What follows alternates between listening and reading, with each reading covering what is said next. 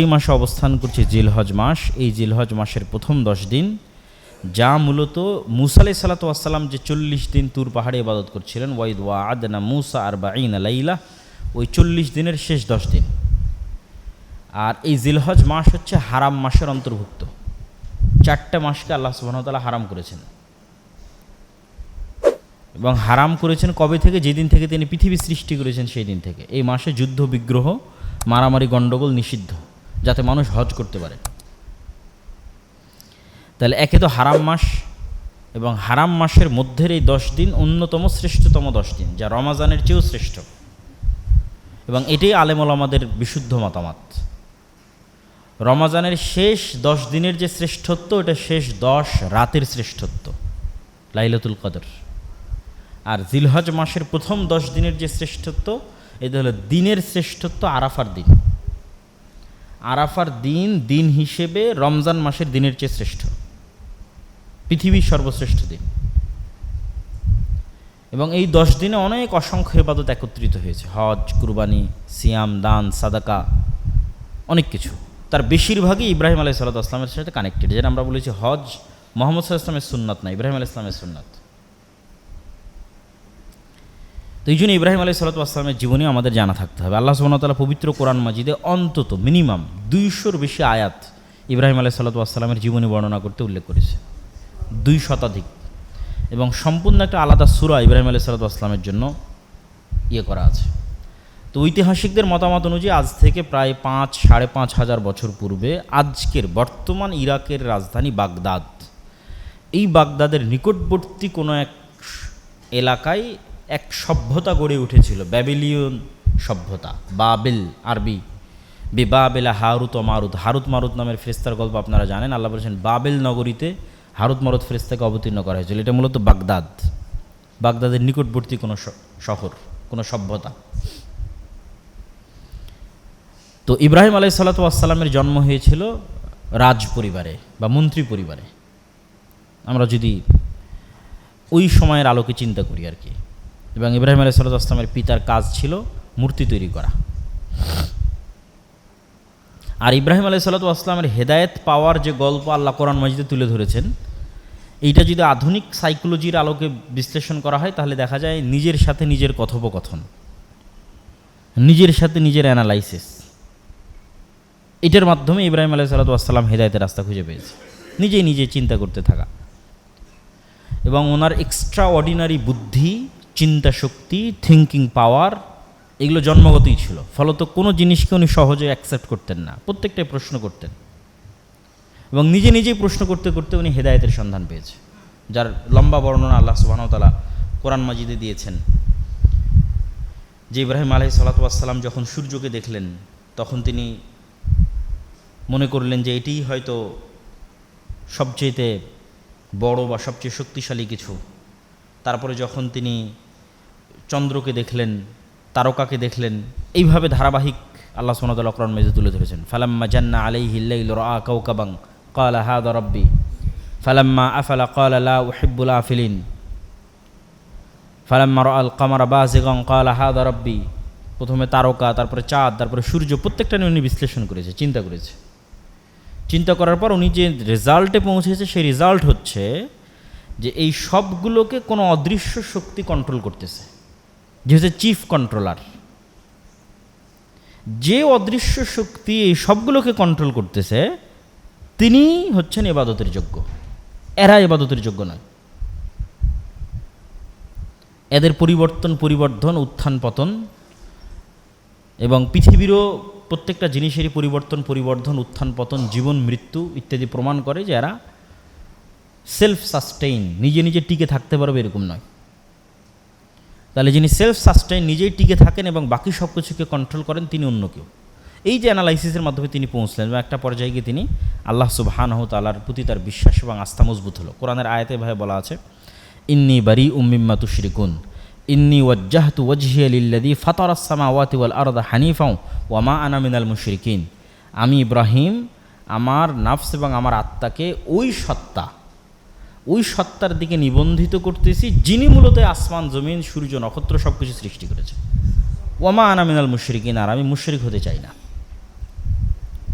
তো যখন ইব্রাহিম এইভাবে অ্যানালাইসিসের মাধ্যমে আল্লাহ সুবহানাহু ওয়া তাআলার অস্তিত্ব খুঁজে পেলেন, তখন আল্লাহ সুবহানাহু ওয়া তাআলা তার কাছে ওহী করাও শুরু করলেন, ওহী প্রেরণা শুরু করলেন। এবং আল্লাহ তাকে আদেশ দিলেন, আসলিম, আত্মসমর্পণ করো, তুমি যেই সত্তার সাথে পরিচিত হয়েছ সেই সত্তার প্রতি আত্মসমর্পণ করো। তখন ইব্রাহিম বলে, আসলামতু লিরাব্বিল আলামিন, আমি রব্বুল আলামিনের সামনে আত্মসমর্পণ করলাম, আমার নিজের সিদ্ধান্ত আর চলবে না, এখন থেকে রব্বুল আলামিন যা বলবে সেটাই সিদ্ধান্ত। তো রব্বুল আলামিনের মেসেজ কিভাবে আসে?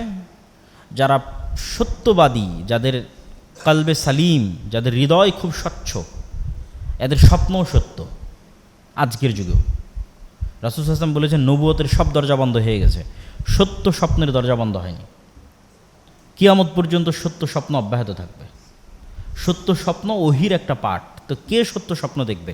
যার হৃদয় স্বচ্ছ, যার হৃদয় শতভাগ সত্যবাদী, যার হৃদয় শতভাগ পরিষ্কার, না মানুষের সাথে ষড়যন্ত্র, না মানুষের সাথে ধোঁকাবাজি, না মানুষের সাথে গালাগালি, খারাপ আচরণ, এগুলো না, স্বচ্ছ পরিষ্কার হৃদয় এবং পূর্ণ সত্যবাদী, এ সত্য স্বপ্ন দেখবে। সত্য স্বপ্ন আল্লাহর ওহী।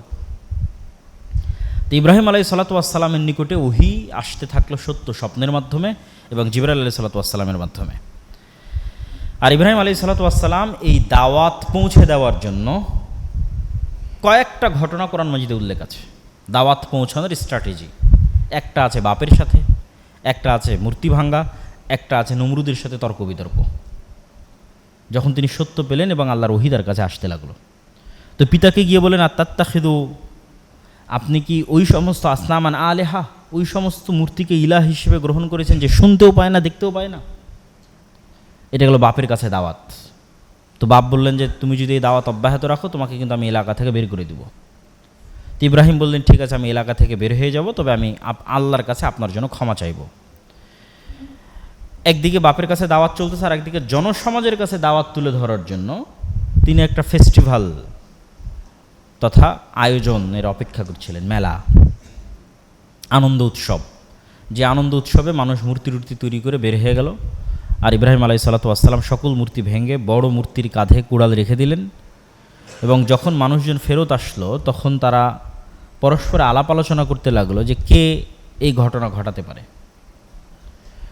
তো যেহেতু ইব্রাহিম আলাইহিস সালাম আগে থেকেই মূর্তি পূজার প্রতি অনাস্থা জ্ঞাপন করে রেখেছে, আর উনি অসুস্থতার অজুহাতে মেলায় যাননি, ফলত সবার সন্দেহ হলো সেই হতে পারে। তো ইব্রাহিম আলাইহিস সালাম বললেন যে তোমরা যে বড় আছে, ফাস আল কাবির হুম হাজা, যে বড় আছে একে জিজ্ঞেস করো, ইনকান ইয়ান্তিকুন, যদি কথা বলতে পারে। তো এটাই মূলত দেওয়ার ছিল শিক্ষা। তো তারা বললো যে এই তো কথা বলতে পারে না। তখন উনি পয়েন্ট ধরলেন, যেহেতু ওই সময়ে মানুষ তাওহীদের সাথে পরিচিতই ছিল না, এই জন্য এইরকম ছোট্ট ছোট্ট ঘটনাতে ওনাকে মানুষকে হেদায়েতের দিকে নিয়ে আসতে হয়েছে। তখন পয়েন্ট ধরলেন যে কথা বলতে পারে না, তার কিভাবে তোমরা ইবাদত করো। এই হলো শিক্ষা। কিন্তু যখন মানুষ অন্ধ থাকে, তখন আসলে মানুষ সত্য গ্রহণ করতে পারে না। তাকে যখন রাজদরবারে পেশ করা হলো, এবার রাজদরবারে বাদশার সাথে তর্ক বিতর্ক যে তুমি কোন রবের ইবাদত করো। তো আমি রব্বুল আলামিনের ইবাদত করি, যিনি ইহয়ি ওয়া ইউমীত, ইব্রাহিম আলাইহিস সালাম বলছে, যিনি জীবন দেন এবং মৃত্যু দেন। তো নমরুদ, এটা আবার কোন বড় কথা হলো? জীবন আর মৃত্যু তো আমিও দিতে পারি। নিরপরাধ মানুষকে হত্যা করলো আর ফাঁসির দণ্ডপ্রাপ্ত মানুষকে মুক্তি দিয়ে দিল, বলে এই দেখো জীবিত মানুষকে মৃত দিলাম, আর এই মৃত যার ফাঁসি হতো একে মুক্ত করে দিলাম। তখন ইব্রাহিম আলাইহিস সালাম আর এইটার কোনো যুক্তি না দিয়ে উনি বললেন, ঠিক আছে, তুমি যেহেতু জীবিতকে মৃত করতে পারো, মৃতকে জীবিত করতে পারো, তাহলে আর একটা কাজ করে দেখাও যেটা আমার রব করেন। সেটা হচ্ছে উনি প্রতিদিন সূর্যকে একদিক থেকে উঠান এবং আর একদিকে ডুবান, পূর্ব দিকে উঠে পশ্চিম দিকে ডুবে। তো যেহেতু তুমি রব, তাহলে তুমি আজকে করো সূর্যকে অন্য দিক থেকে উঠাও। ফাবুহিতাল্লাযী কাফার। এবং এটা এমন একটা চ্যালেঞ্জ, যেই চ্যালেঞ্জ আজ পর্যন্ত অব্যাহত, যে কেউই বিজ্ঞান বলেন, সায়েন্স বলেন, টেকনোলজি বলেন, সর্বোচ্চ স্তরেও যদি পৌঁছে যায়, হ্যাক করতে পারবে কিনা আসমানি নিজামকে। যেমন আমাদের সাইবার সিকিউরিটির মধ্যে আমার মোবাইলকে হ্যাক করে আরেকজন নিয়ে চলে যাবে, আমার সব তথ্য পাচার হয়ে যাবে, আমার মোবাইল আরেক জায়গায় বসে চালাবে। ঠিক আছে, রোবটের কন্ট্রোল বলেন, এআই এর কন্ট্রোল বলেন, সব কিছু হ্যাক করা যায়। তো তোমরা আসমানি নিজামকে হ্যাক করো। তোমাদের সায়েন্স এবং টেকনোলজি যত সর্বোচ্চ স্তরে পৌঁছে, এই চ্যালেঞ্জ এখনও অব্যাহত, যে আসমানের যে নিজাম, এই নিজামকে তোমরা হ্যাক করো। হ্যাক করে সূর্য এবং চন্দ্র যেভাবে চলতেছে এদের চলার পথকে চেঞ্জ করে দাও, যদি সম্ভব হয়। যদি না পারো তাহলে এই চলাকে যিনি নিয়ন্ত্রণ করতেছে তাকেই মেনে নিতে হবে। এগুলোই হচ্ছে ইব্রাহিম আলাইহিসসালাতু ওয়াসসালামের দাওয়াতের স্ট্র্যাটেজি এবং থিওরি। যখন পিতার সাথে শত্রুতা, জনগণের সাথে শত্রুতা, বাদশার সাথে শত্রুতা, একটার পর আরেকটা ঘটতে থেকেছে। উনি সত্য পেয়েছে, প্রথমে পিতাকে দাওয়াত দিয়েছে, জনগণকে দাওয়াত দিয়েছে, ওখান থেকে বাদশার কাছে গেছে। সবাই যখন শত্রু হয়ে গেছে তখন ওনার আর বাঁচার কোনো রাস্তা নেই। তখন সেই ঐতিহাসিক ঘটনা যেটা সবাই জানি আমরা, যে বাদশাহ বলল অনসুরু আলিহাতাকুম, এ তোমাদের ইলাহের শত্রু, তোমাদের রবের শত্রু, একে ধ্বংস করতে হবে, আগুন জ্বালাও। এবং আগুন প্রজ্বলিত করে ইব্রাহিম আলাইহিসসালাতু ওয়াসসালামকে সেখানে নিক্ষেপ করা হলো। আল্লাহ বললেন কুলনা ইয়া নারু কুনি বারদাম ওয়া সালামান আলা ইব্রাহিম। আল্লাহ আগুনকে বললেন তুমি আজকে ইব্রাহিমের জন্য ঠান্ডা শীতল হয়ে যাও। এবং ইব্রাহিম আলাইহিসসালাতু ওয়াসসালাম যখন আগুন শেষ হয়ে যাওয়ার পর বের হয়ে আসতেছেন তখন অক্ষত, এবং অক্ষত অবস্থায় যখন বের হয়ে আসতেছেন তখন বাদশাহ বুঝলো যে তাকে যেহেতু হত্যা করা সম্ভব হচ্ছে না, সেহেতু তাকে দেশ ছাড়া করাই সবচেয়ে সহজ উপায়। আর আল্লাহর পক্ষ থেকেও ইব্রাহিম আলাইহিসসালাতু ওয়াসসালাম হয়তো হিজরতের জন্য অনুমতি প্রাপ্ত ছিলেন। সকল নবী এবং দায়ীর জীবনে হিজরত একটা পার্ট। তো ইব্রাহিম আলাইহিসসালাতু ওয়াসসালাম হিজরত করলেন ইরাক থেকে ফিলিস্তিন, শাম, সিরিয়া। আজকের ফিলিস্তিন এবং আজকের সিরিয়া এক নামেই পরিচিত, সেই নামটা হচ্ছে শাম। শামে হিজরত করলেন, ফিলিস্তিনে হিজরত করলেন। এই জন্য মুহাম্মদ সাল্লাল্লাহু আলাইহি ওয়াসাল্লাম বলেছেন কিয়ামতের পূর্ব মুহূর্তে হক থাকবে কোথায়? যেখানে আমার পিতা ইব্রাহিম হিজরত করে গেছিলেন। এক জায়গায় মুহাম্মদ সাল্লাল্লাহু আলাইহি ওয়াসাল্লাম হিজরত করে গেছে, সেটা হচ্ছে মদিনায়, ওখানে কিয়ামত পর্যন্ত হক থাকবে। আর এক জায়গায় মুহাম্মদ সাল্লাল্লাহু আলাইহি ওয়াসাল্লামের পিতা ইব্রাহিম আলাইহিস সালাম হিজরত করেছেন শাম, ওখানে কিয়ামত পর্যন্ত হক থাকবে এবং হকের অনুসারীরা থাকবে, আজও আছে। তো ইব্রাহিম আলাইহিসসালাতু ওয়াসসালাম যখন শামে গেলেন, কখন কোথায় কিভাবে বিবাহ হলো তার বিস্তারিত বর্ণনা কোরআন এবং হাদিসের মধ্যে পাওয়া যায় না। সরাসরি স্ত্রীর সাথে ঘটনা শুরু। তো বিবাহ যখন বাপের সাথে ছিলেন তখনও হয়ে থাকতে পারে, যখন ফিলিস্তিনে আসছেন তখনও হতে পারে। সারা আলাইহাসসালাতু ওয়াসসালাম হচ্ছেন ইব্রাহিম আলাইহিসসালাতু ওয়াসসালামের প্রথম স্ত্রী। আর মিশর আর এই ফিলিস্তিনের কানেকশান হচ্ছে ঐতিহাসিক, 5000 বছরেরও পুরাতন কানেকশান। এই রাস্তা, এই পথ, ওই একই পথ যে পথে ইব্রাহিম আলাইহিস সালাম এখন চলতেছে, ওই সেম পথে মুসা আলাইহিস সালাম পালিয়ে গেছিলেন। আবার একবার পালিয়ে গেছিলেন ফেরাউনের ভয়ে জীবন বাঁচাতে, আর একবার পালিয়ে গেছিলেন দলবল বানু ইসরাইল সহ শাম বা ফিলিস্তিন আশ্রয় নিতে। ওই একই পথে এখন ফিলিস্তিন এবং গাজার মানুষ ত্রাণ নেওয়ার জন্য মিশরে যায়, একই রাস্তা। ওই একই রাস্তায় ইব্রাহিম আলাইহিসসালাতু ওয়াসসালাম হয়তো ফিলিস্তিনে কোনো দুর্ভিক্ষের কারণে খাদ্য সংগ্রহের আশায় মিশর যাচ্ছিলেন। যেই ঘটনা সহিহ বুখারীতে এসেছে যে জালেম বাদশাহ নারীদের প্রতি তার ছিল লোলুপ দৃষ্টি, আর বুখারীর ইবারত অনুযায়ী সারা আলাইহিসসালাতু ওয়াসসালাম ছিলেন তৎকালীন বিশ্বের সবচেয়ে সুন্দরী নারী। কিছু কিছু মুফাসসির লিখেছেন হাওয়া আলাইহিসসালাতু ওয়াসসালামের পরে কিয়ামত পর্যন্ত এত সুন্দরী নারী আর আসেনি অথবা আসবে না, সারা আলাইহিসসালাতু ওয়াসসালাম যত সুন্দর ছিলেন। তো যখন জালেম বাদশার দৃষ্টি তার দিকে পড়ল, লম্বা ঘটনা, তিনি জালেম বাদশার কাছে গেলেন, তার কাছে সময় চাইলেন সালাত এবং অজুর। সালাত এবং অজুতে দাঁড়ালেন, অজু করে সালাতে দাঁড়ালেন এবং আল্লাহর কাছে বললেন, হে আল্লাহ, আমি যদি আপনার প্রতি এবং আপনার নবী ইব্রাহিমের প্রতি ঈমান আনয়ন করে থাকি, ও আহসান তুফারজি, আর আমার লজ্জাস্থানের হেফাজত করে থাকি, ফালা তুসাল্লিত আলাইয়াল কাফের, তাহলে আজকে এই কাফেরকে আমার উপর চাপিয়ে দিয়েন না, আমার উপর বিজয় করিয়েন না। তো সাথে সাথেই সে প্যারালাইজড অবস্থায় পড়ে গেল এবং হাত পা মাটিতে আঘাত করতে লাগলো, ছটপট করতে লাগলো এবং সারাকে বলতে লাগলো তুমি আমাকে বাঁচাও। এবং সারা আলাইহিসসালাতু ওয়াসসালামও বুঝলেন এই যদি মারা যায় তাহলে জনগণ মনে করবে আমি হত্যা করেছি। তখন তিনি আবার আল্লাহর কাছে দোয়া করলেন। তো পরপর এই ঘটনা 3 বার ঘটছে, তথা সে তার খারাপ কাজের দিকে এগিয়ে যাচ্ছে, সারা আলাইহিস সালাম দোয়া করছেন, সে উল্টে পড়ে যাচ্ছে, আবার সে অনুনয় বিনয় করে কান্নাকাটি করে চাচ্ছে আমাকে বাঁচাও, সারা আলাইহিস সালাম আবার আল্লাহর কাছে দোয়া করছেন, আবার সে সুস্থ হয়ে যাচ্ছে, আবার সে এগিয়ে যাচ্ছে সারা আলাইহিস সালামের দিকে। তো ঘটনা এরকম 3 বার। তো এখানে যেটা বোঝা যায় যে সারার সাথে আল্লাহ সুবহানাহু ওয়া তাআলার যে কানেকশান, এটা এতটা ডাইরেক্ট কানেকশান যে উনি মুখ দিয়ে যখন যেটা উচ্চারণ করতেছেন সাথে সাথে ওটা বাস্তবায়ন হয়ে যাচ্ছে।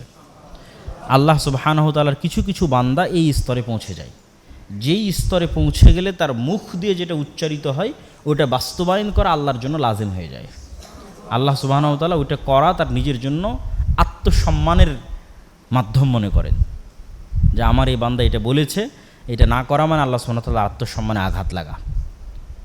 এই রকম নিকটতর স্থানে আল্লাহ সুবহানাহু ওয়া তাআলার পৌঁছে যায় দুনিয়ার কিছু মানুষ, ওই রকম তিনিও একজন।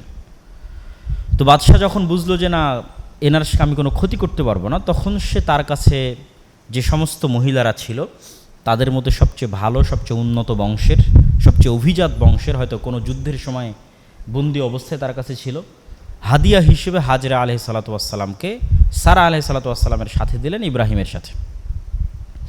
আর যেহেতু সারার গর্ভে কোনো সন্তান ইব্রাহিমের ছিল না, সেহেতু সারার সম্মতিতে ইব্রাহিম আলাইহিস সালাতু ওয়াস সালাম দ্বিতীয় বিবাহ করলেন হাজরা আলাইহিস সালাতু ওয়াস সালামকে সন্তানের আশায়। এবং প্রথম সন্তান যখন হয়, বিভিন্ন ইতিহাসবিদের মতে যে ইসমাইল আলাইহিস সালাম যখন হয়, তখন ইব্রাহিম আলাইহিস সালামের বয়স ৮০ বছর প্লাস, যেটা কোরআন মাজিদেও এসেছে যে আলহামদুলিল্লাহিল্লাযী ওয়াহাব আলী, ওই সত্তার আমি প্রশংসা করছি যে সত্তা আমাকে বার্ধক্য বয়সে আলাল কিবার ওয়াহাব আলী ইসমাইল ওয়া ইসহাক, আমাকে ইসমাইল এবং ইসহাক দিয়েছেন আমার বার্ধক্য অবস্থায়, বৃদ্ধ অবস্থায়। তো প্রথমে ইসমাইল, তো যে স্ত্রীর সন্তান হয় তার প্রতি স্বাভাবিকভাবেই স্বামীর ভালোবাসা এবং আগ্রহ বাড়ে, সন্তানের প্রতি আদর এবং যত্ন এবং স্নেহ বাড়ে। তো এবং মেয়েদের স্বভাবজাত স্বভাব হচ্ছে তারা একটু হলেও স্বামীর যে ভালোবাসা, এই ভালোবাসা যখন ভাগ হয় তখন ঈর্ষান্বিত হয়, এটা স্বাভাবিক, জন্মগত। রাসূল সাল্লাল্লাহু আলাইহি ওয়াসাল্লামের স্ত্রীরাও হয়েছে। তো এইটার সমাধান কল্পে আল্লাহর আদেশে, এবং এটার পিছনে আল্লাহর হিকমা ছিল, আল্লাহর আদেশে ইব্রাহিম আলাইহিস সালাতু ওয়াস সালাম হাজেরাকে এবং তার সন্তান ইসমাইলকে রেখে আসলেন ১২০০ কিলোমিটার, তথা প্রায় ১ থেকে ১,৫০০ কিলোমিটারের দূরত্বের পথ মক্কা। লোকেশন আল্লাহ সুবহানাহু ওয়া তাআলা সেট করে দিয়েছেন, ওইটাই আল্লাহর হিকমা, যে ইব্রাহিমের এক সন্তান আবাদ করবে মসজিদে আকসা, আর ইব্রাহিমের আর এক সন্তান আবাদ করবে বাইতুল্লাহ কাবা। আর কিয়ামত পর্যন্ত যত নবী আসবে এই দুই সন্তানের বংশে আসবে, এইটাই আল্লাহর পূর্ব নির্ধারিত সিদ্ধান্ত ছিল। কিন্তু সেটাই তিনি ঘটাচ্ছেন এত কিছুর মধ্যে দিয়ে, এত উত্থান পতনের মধ্যে দিয়ে সেটা ঘটতেছে। তো ইসমাইল এবং হাজেরা আলাইহিস সালাতু ওয়াস সালামকে যখন মক্কায় ১২০০ কিলোমিটার দূরে রেখে আসতেছেন, তখন সহিহ বুখারীর ১২তে ইব্রাহিম আলাইহিস সালাতু ওয়াস সালাম ফেরত আসতেছেন এবং হাজেরা আলাইহিস সালাতু ওয়াস সালাম তাকে বারবার জিজ্ঞেস করছেন, আইনা তাযহাব আনতা ইব্রাহিম, আপনি কোথায় যাচ্ছেন হে ইব্রাহিম? তখন তিনি কোনো উত্তর দিচ্ছেন না। যখন উত্তর দিচ্ছেন না, তখন তিনি বাধ্য হয়ে বললেন, আল্লাহ আমারাক, আল্লাহ কি আপনাকে আদেশ দিয়েছে? তখন ইব্রাহিম আলাইহিস সালাম বললেন, হ্যাঁ, আল্লাহ আমাকে আদেশ দিয়েছে। তখন হাজেরা বললেন, ফালা ইউদাইয়ানা আল্লাহ আবাদা, যদি আল্লাহর আদেশ হয় তাহলে আমাদের হেফাজতের জিম্মেদারির দায়িত্ব আল্লাহর, তাহলে আমাদেরকে আর ধ্বংস এবং ক্ষতি কেউ করতে পারবে না, তাহলে এইটা নিয়ে আমি আর চিন্তা করতেছি না। কেননা এটা এমন এক ওয়াদি, এমন এক উপত্যকা, ওই হাদিসের ইবারতের মধ্যে আছে লাইসা ফিহি ইনসুন ওয়ালা শাই, এই উপত্যকায় মানুষ তো নাই ওয়ালা শাই, কিছুই নাই, পশু পাখি জীব জন্তু জানোয়ার গাছপালা কিচ্ছু নাই। অন্তত বাংলাদেশের মতো কোথাও রেখে গেলে গাছপালা থাকতো, গাছপালা থাকলে জঙ্গল থাকতো, জঙ্গল থাকলে পশু প্রাণী থাকতো। কিন্তু এটা তো রাখা হচ্ছে ধুধু মরুভূমির মধ্যে, হাজার হাজার কিলোমিটার আশেপাশে মরুভূমি, তাহলে মরুভূমিতে গাছপালা হয় না। যেহেতু মরুভূমিতে গাছপালা নাই এবং জনবসতি নাই, সেহেতু পশু প্রাণীও নাই। তো লাইসা ফিহি ইনসুন ওয়ালা শাই, মানুষও নাই, কিছুই নাই, এমন উপত্যকা রেখে যাচ্ছেন। এবং একই কথা কোরআনে ইব্রাহিম আলাইহিস সালাতু ওয়াস সালাম যখন হাজেরাকে রেখে আড়াল হলেন পাহাড়ের, তখন তিনি যখন আল্লাহর কাছে দোয়া করতেছেন, তখনও ওই জায়গায় আছে, আল্লাহুম্মা ইন্নী আসকানতু মিন যুররিয়াতি বিওয়াদিন গায়রা জি যারইন ইনদা বাইতিকাল মুহাররম, হে আল্লাহ, আমি এমন উপত্যকায় আমার স্ত্রী সন্তানকে রেখে যাচ্ছি, গায়রা জি যারইন, যেখানে একটা গাছপালাও নাই। এটা কোরআনের আয়াত, এমন উপত্যকায় রেখে যাচ্ছে। এবং সেখানে ইব্রাহিম আলাইহিস সালাতু ওয়াস সালাম যখন তার সন্তানদেরকে সেখানে রেখে যান, তখন তিনি যে দোয়া করেছেন, এই দোয়ার ধারাবাহিকতায় যেটা বললাম যে হে আল্লাহ, আমি আমার সন্তানদেরকে এমন উপত্যকায় রেখে যাচ্ছি যেখানে কোনো গাছপালা নাই, কেন? রব্বানা লিয়ুকিমুস সালাহ, হে আল্লাহ, তারা যেন এখানে সালাত কায়েম করতে পারে। ইব্রাহিম আলাইহিস সালামের দোয়াগুলোর মধ্যে সালাতকে খুব কানেক্টেড পাবেন। সালাত খুবই ইম্পর্টেন্ট একটা কাজ, মানুষের জীবনের সবচেয়ে জরুরি কাজ, যে আল্লাহ, আমি এদেরকে রেখে যাচ্ছি যেন এরা এখানে সালাত আদায় করতে পারে। ফাজা আল আফইদাতাম মিনান নাস তাহবি ইলাইহিম, হে আল্লাহ, দুনিয়ার মানুষের অন্তরকে এই শহরের দিকে করে দেন, কেন এখানে তো কেউ নাই, মানুষজন না আসলে আর বসবাস করবে কীভাবে? ওয়ারযুকহুম মিনাস সামারাত, হে আল্লাহ এদের ফলমূল থেকে খাবারের ব্যবস্থা করে দেন। রব্বানা ইন্নাকা তা'লামু মা নুখফি ওয়া মা নু'লিনু ওয়া মা ইয়াখফা আলাল্লাহি মিন শাইইন ফিল আরদি ওয়া ফিস সামা, আলহামদুলিল্লাহি রাব্বিল আলামিন, রব্বি জাআলনি মুকিমাস সালাত। যদিও ইহুদিরা কিছুটা হলেও তাওহীদের দৃষ্টিকোণে ইহুদিরা কিছুটা হলেও ইব্রাহিম আলাইহিস সালাতু ওয়াস সালামের যে তাওহীদের বিশ্বাস সেটার কিছুটা হলেও অনুসারী মর দ্যান খ্রিস্টিয়ানদের চাইতে। কেন খ্রিস্টিয়ানরা স্কাল্পচার তৈরি করে, মূর্তি তৈরি করে এবং তার পূজা করে। ঈসা আলাইহিস সালামের মূর্তি তৈরি করে, মারিয়ামের মূর্তি তৈরি করে, ইহুদিরা মূর্তি তৈরি করে না। তাহলে ইহুদিদের সমস্যাটা কোথায়? ইহুদিদের সমস্যা হচ্ছে এটা ইবলিসের সমস্যা। খ্রিস্টানরা ইবলিসের সমস্যা আক্রান্ত নয়, খ্রিস্টানরা আক্রান্ত জানে না, সত্য জানে না, জানলেই গ্রহণ করবে। আর ইহুদিরা আক্রান্ত ইবলিসের সমস্যায়। ইবলিসের চাইতে কে বেশি জানে যে আল্লাহর আদেশ মানতে হবে? কেউ জানে না। কিন্তু ইগো প্রবলেমের কারণে ইবলিস আল্লাহর আদেশকে অস্বীকার করেছে, অহংকার, হিংসা। তাহলে এই যে ইহুদিদের সুপারিয়রিটি থিওরি, এরা সব জানে যে এই পৃথিবীতে আর যদি সেকেন্ড কেউ থাকে এই পৃথিবী শাসন করার ক্ষমতা রাখে, এটা উম্মতে মুহাম্মাদি। ইব্রাহিমের যদি আর প্রকৃত কেউ উত্তরসূরি থেকে থাকে সেটা হচ্ছে মুহাম্মদ সাল্লাল্লাহু আলাইহি ওয়াসাল্লামের যারা পরবর্তী বংশধর, আলে ইসমাইল, বানু ইসমাইল তারা। কিন্তু এই সত্য তাদের পক্ষে অ্যাকসেপ্ট করা সম্ভব নয়। এই অহংকার এবং এই ইগো প্রবলেমের কারণে তাদেরকে পথভ্রষ্ট বলা হয়নি, অভিশপ্ত। যেভাবে ইবলিস অভিশপ্ত সেভাবে তারা অভিশপ্ত। তো ইব্রাহিম আলাইহিস সালাতু ওয়াস সালামের যেই হিস্ট্রি এবং যেই ঘটনা, এই পুরো ঘটনার সামারি থেকে আমাদের জন্য শিক্ষা কী? আল্লামা ইকবাল তার এক কবিতার মধ্যে বলেছেন, ये दौर अपने बराहिम की तलाश में है, सनम कदा है जहाँ ला इलाहा इल्लल्लाह। আল্লামা ইকবাল লিখেছেন যে আজকের মুসলমানদের মুক্তির একটাই রাস্তা, সেটা হচ্ছে মুসলমানদের মধ্যে একজন ইব্রাহিমের দরকার। কেননা সারা পৃথিবী মূর্তি পূজায় ব্যস্ত হয়ে গেছে, মুসলমানেরাও মূর্তি পূজায় ব্যস্ত হয়ে গেছে। তো এই মূর্তি মানে সরাসরি মূর্তি নয়, এই মূর্তি মানে উনি সব ধরনের মূর্তিকে বুঝিয়েছেন। টাকাও মূর্তি, ধন দৌলতও মূর্তি, ছেলে মেয়ে স্ত্রী পুত্রও মূর্তি, জাতীয়তাবাদ ন্যাশনালিজম, তারপরে হচ্ছে আপনার ধর্মনিরপেক্ষ মতবাদ সেকুলারিজম, যা ভালো লাগবে তাই করব লিবারালিজম, এগুলো সব মূর্তি। তাহলে মুসলমানদের মুক্তির রাস্তা হচ্ছে একজন ইব্রাহিম লাগবে মুসলমানদের মধ্যে। এ দৌর আপনি বারাহিম কি তালাশ মে হ্যাঁ। একজন যদি ইব্রাহিম মুসলমানদের মধ্যে বের হয়ে যায় তাহলে মুসলমানদের মুক্তির রাস্তা তারা পেয়ে যাবে। যার ইমান হবে ইব্রাহিমের ইমানের মতো, যার তাওহীদের স্তর হবে ইব্রাহিমের তাওহীদের স্তরের মতো, ইব্রাহিমের তাওহীদের স্তরকে ছুঁইতে পারবে, ইব্রাহিমের তাওহীদের মাত্রাকে টাচ করতে পারবে, ওই ইমান লাগবে। আর পুরো আদর্শ ইব্রাহিম আলাইহিস সালাতু ওয়াস সালামের ফ্যামিলির মধ্যে আল্লাহ সেট করে রেখেছে। আপনি সন্তান হওয়ার আদর্শ নেবেন, সেটাও ইব্রাহিমের ফ্যামিলিতে আছে। স্ত্রীর আদর্শ নেবেন, সেটাও ইব্রাহিমের ফ্যামিলিতে আছে। পিতার আদর্শ নেবেন, সেটাও ইব্রাহিমের ফ্যামিলিতে আছে। সন্তান হলে কি করতে হবে তারও আদর্শ আছে, স্ত্রী হলে কেমন হতে হবে তারও আদর্শ আছে, পিতা হলে কেমন হতে হবে তারও আদর্শ আছে। আল্লাহর অনুসারী, মুত্তাকি, তাকওয়াবান, তাওহীদ, আত্মসমর্পণকারী হলে কেমন লেভেলের ঈমান হতে হবে তারও উদাহরণ ইব্রাহিম আলাইহিস সালাতু ওয়াস সালামের জীবনীর মধ্যে আছে।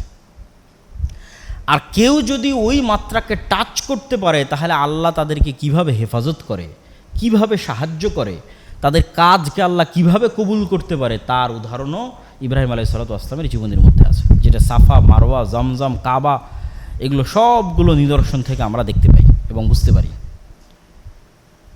কিন্তু দুঃখজনক হলেও সত্য যে আমরা যখন ওই ইখলাসের জ্বলন্ত নিদর্শন কাবায় যাচ্ছি তখনও আমাদের মোবাইল, সেলফি, ভিডিও এটাই থাকতেছে প্রবণতা। মূল শিক্ষাটা আমরা হারিয়ে ফেলতেছি। ওই ইব্রাহিমের স্যাক্রিফাইসের সর্বোচ্চ মাত্রার নিদর্শন যে কুরবানি, এই কুরবানি যখন আমরা করতে যাচ্ছি তখন আমাদের গোস্ত নিয়ে কাড়াকাড়ি লেগে যাচ্ছে। ভাগায় কুরবানি দেওয়া নিয়ে আমরা উৎফুল্ল হয়ে যাচ্ছে এবং সেই গোস্ত ভাগাভাগি করার প্রবণতায় মত্ত হয়ে যাচ্ছে। তাহলে মূল শিক্ষাটা তো আমরা হারিয়ে ফেলেছি। শুধু রিচুয়ালস মানে একটা কাজ করতে হবে তাই ফলো করতেছি, রুকু সিজদা দিতে হবে তাই দিচ্ছি, কিন্তু ওর মধ্যে রূহ নাই, প্রাণ নাই, জান নাই। তাহলে কুরবানির এই ইবাদতটা কোন লেভেলের ইবাদত, কোন স্তরের ইবাদত, এবং স্যাক্রিফাইসের একটা ন্যূনতম মাধ্যম আল্লাহ আমাদের জন্য দিয়ে দিয়েছে। আমাদের ছেলে চাইনি, মেয়ে চাইনি, আমাদের টাকা পয়সা থেকে আল্লাহর সন্তুষ্টির জন্য আমরা একটা পশু কুরবানি করব। এত ন্যূনতম একটা স্যাক্রিফাইস আল্লাহ আমাদের কাছে চেয়েছে, কিন্তু সেটাতেও আমরা কত বিকৃতি, কত ছোট মন মানসিকতা আমরা সেটার সাথে যুক্ত করেছি, তা একমাত্র আল্লাহ সুবহানাহু ওয়া তাআলা জানে।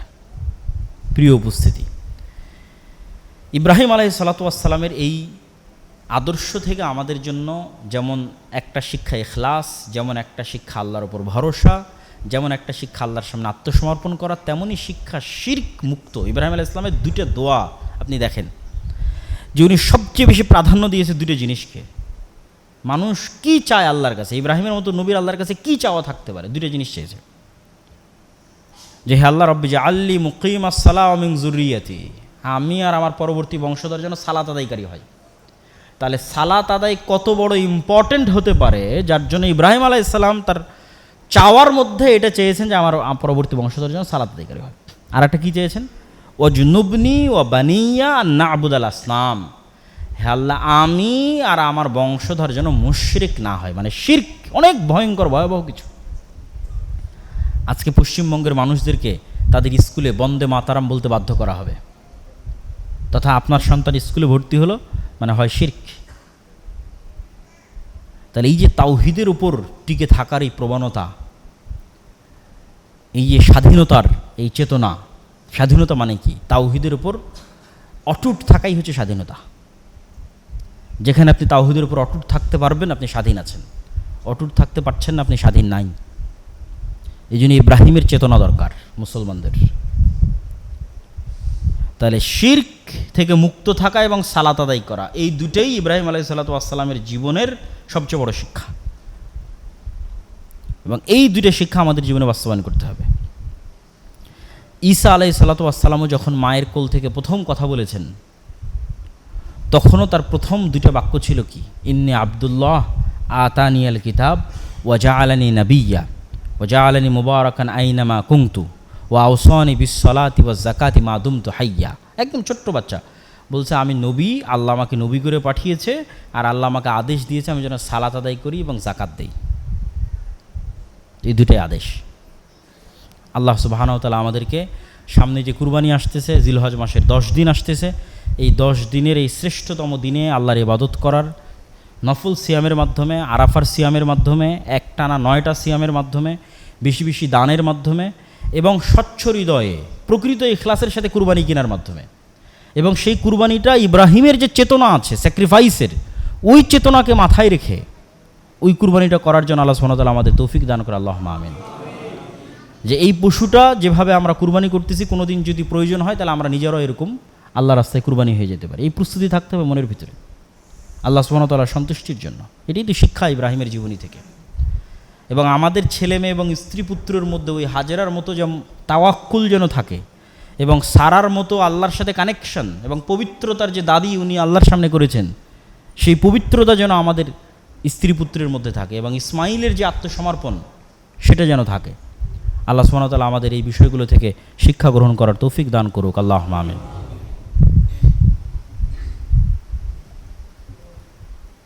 আলহামদুলিল্লাহি ওয়াহদা ওয়াস সালাতু ওয়াস সালাম